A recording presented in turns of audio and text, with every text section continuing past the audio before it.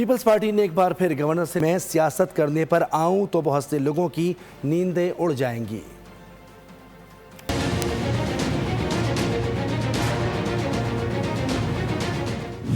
मैंने कई दफ़ा उनके सामने ये बात मीडिया के जरिए रखी है कि अपना वादा पूरा करें या अपना गवर्नर लगाएं या पीपल्स पार्टी का लगाएं। अब अगर वो नहीं कर रहे हैं, मुझे नहीं पता उनकी क्या मजबूरी है, क्यों वो नहीं कर रहे हैं, लेकिन उनको कर लेना चाहिए।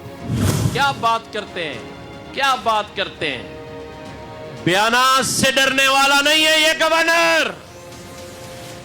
अगर मैंने बयान दिया तो फिर बहुत सौ की कुर्सियां भी हिल जाएंगी।